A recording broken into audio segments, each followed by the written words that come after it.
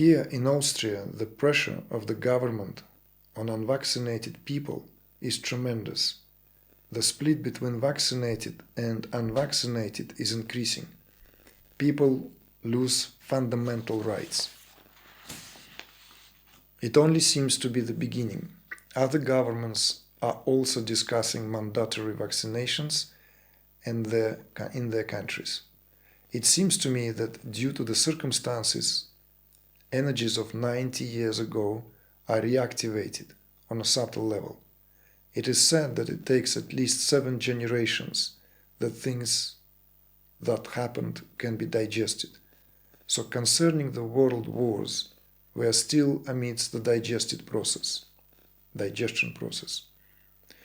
You also spoke of when there is true surrender, suppressed energies are coming out, energies that were collectively suppressed and went underground for many, many years. They remain dormant there until they can be acknowledged. A picture that seems so close to the dormant Kundalini and the increased awakenings. I really would appreciate your opinion on that, especially because this topic has affected me quite strongly. Thank you all so much for this beautiful course, and I would love to come to the next live immersion whenever it will take place. Well, inshallah to that, as the Arabs say, right? God's willing. So, well, it's a complex question with regard to that, what you have put together in one breath, as what is happening in terms of these auto-manifestations of how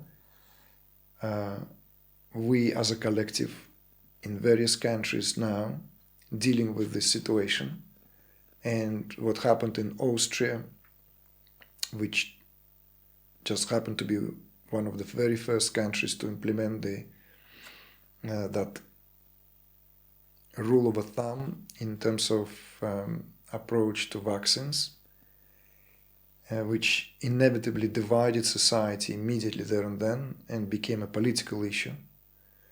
So, whether these are the manifestations of energies that somehow play themselves out, and I can read the allusions or direct references that you're drawing here to the way Austria acted during the rise of the Nazi, and how this same kind of approaches in terms of the unapologetically taking a stand, which meant to divide society on those who are fit and unfit, those who are clean and unclean, pure and impure, impure and so forth, is tempting, and the attempts have been made out there. It is true. So, before I continue, I'm just going to adjust the light, continuing to that last line of inquiry. So it's not easy to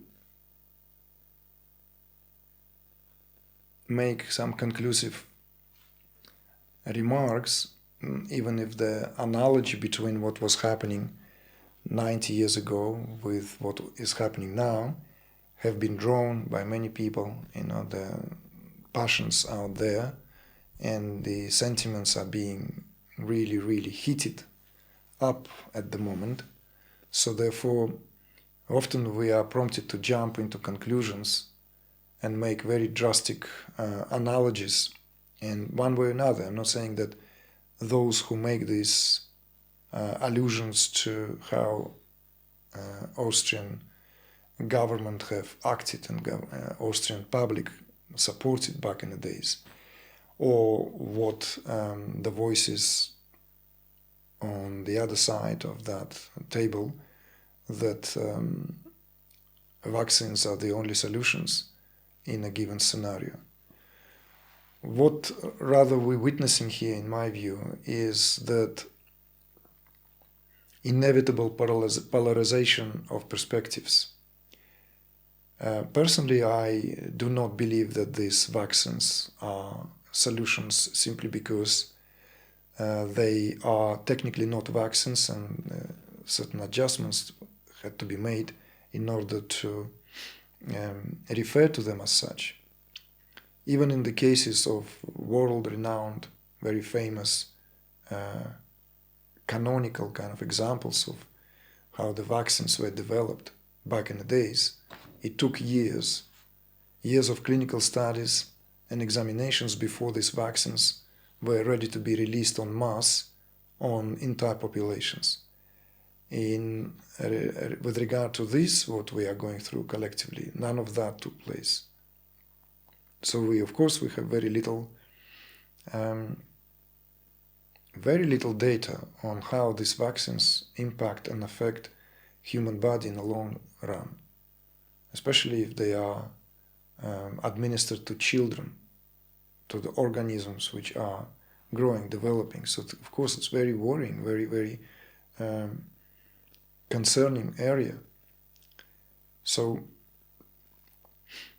the quote that you brought here out, that I spoke when these energies, when there's true surrender, suppressed energies are coming out.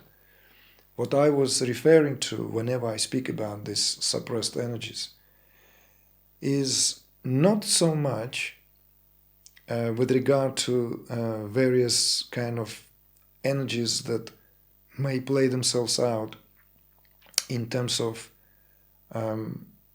what is going on a collective level as certain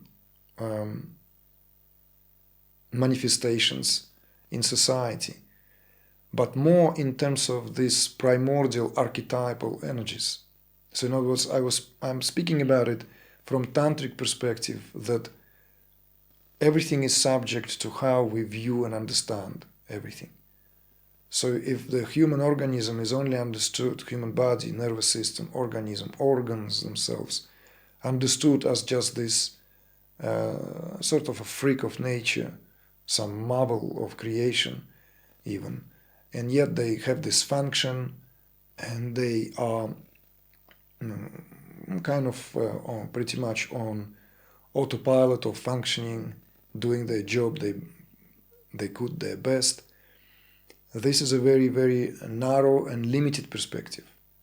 Tantra operates with the understanding, because it comes from the Vedic culture and Vedic perspective, that everything in the human body has that divine provenance. Divine here also in the sense of that divine intelligence. So even organs here are the seeds of certain particular divinities, certain particular aspects of creative intelligence. These aspects of creative intelligence form the basis of human nature and human body, of which I'd like to speak more and more in the coming months and perhaps even years, so that there's great understanding of what human body here represents, because it's not just in terms of body as this body, but the body, human body, as the greater body of the universe. So these divinities, these devatas, these gods in Western language, whenever they are not receiving that what in certain understanding is the very purpose of that whole leitmotif of Vedic culture as offering, that yagya, sacrificial offering. If there is none of that sacrificial offering on any of its levels, and there are many, many different levels on how these sacrificial offerings can be performed. Remember, we talked about the Bhagavad Gita, how in the Bhagavad Gita there are many, many verses dedicated to various yagyas, various form of sacrificial offerings. Some perform it in terms of possessions by becoming patrons and by supporting certain causes. Others perform this through ablations, ablations into the fire of knowledge. Others perform it through pouring one breath into another, right? Remember that allusion again to that spiritual dimension of the breath and what it opens up to. Others perform yagyas through certain meditative techniques by use of mantras, by appeasing the deities. So there are different levels of these sacrificial offerings. So when these offerings no longer performed, neither on individual level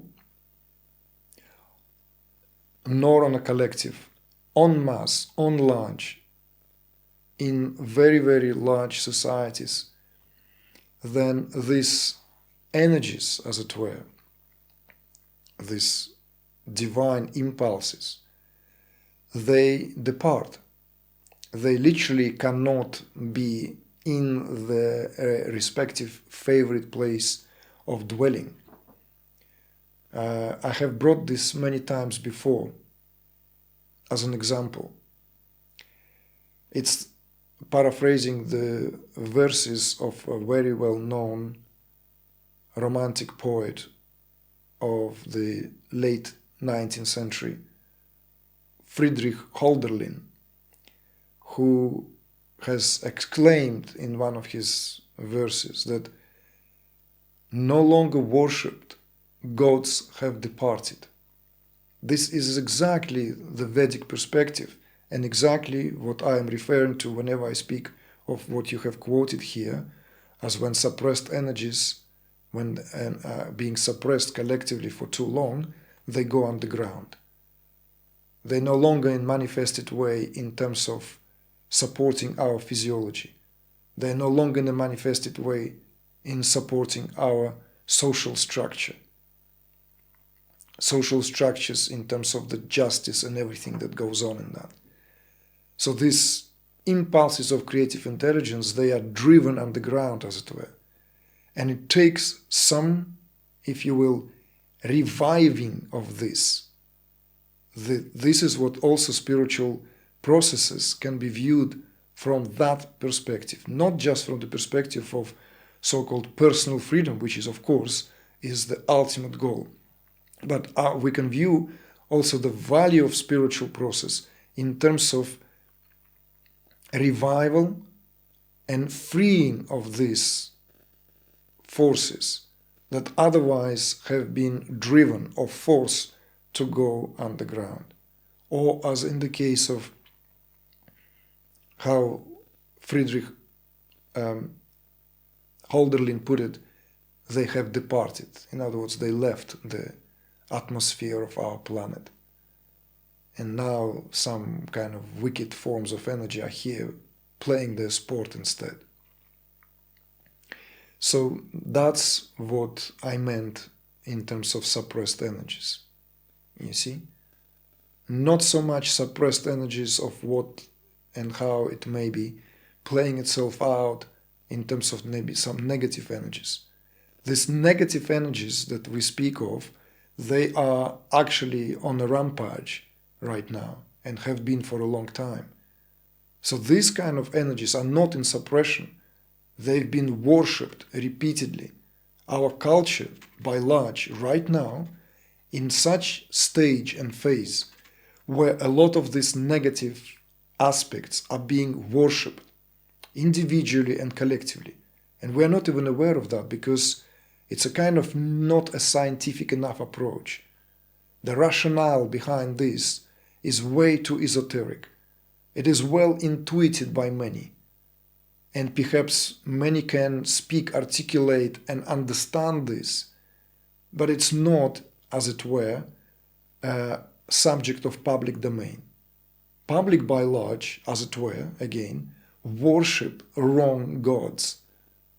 We have created, therefore, in the vacuum of these divinities that are meant to support everything at the fundamental level of who we are. As it becomes hollow and shallow, we had to create and come up with other divinities, because that's the way of interrelation of the macrocosmos with the microcosmos. So instead we're worshipping wealth for wealth's sake, celebrity for celebrity's sake. We worship some kind of superhuman abilities of a man, of woman, which are not superhuman abilities, you see. We project these archetypal forces which are in starvation in us outwards on these so-called chosen heroes in society. And in doing so, we're doing tremendous harm, or perpetuating in that same cycle of dependency here from these forces which then become the subject of our collective obsessions. So I think this is what I feel as relating to your inquiry, as an opportunity to bring maybe these perspectives, so as to, even if it's not fully sinks in right away, at least this is an invitation to ponder and delve into this on any given possible occasion, to how things actually sit together in terms of who we are on each of the respective levels. So I wouldn't worry too much about this split in society. The important thing is that you have the chance to bring all these polarized forces into a balance within yourself. And that in itself brings the invisible remedy to the situation, because nature will come up with the solution to this COVID, to this pandemic. Even if it turns into endemic, nature will sort this out. And of course, one can argue, well, isn't that nature also which sorts itself out through these vaccines?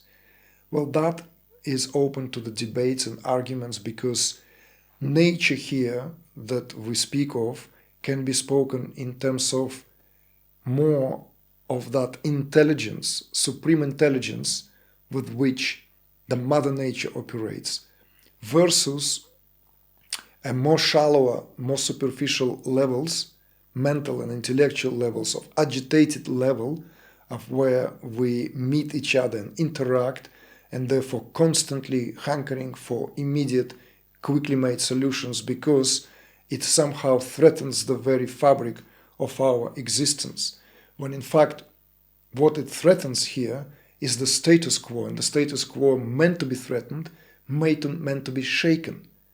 So this is what this pandemic managed to do.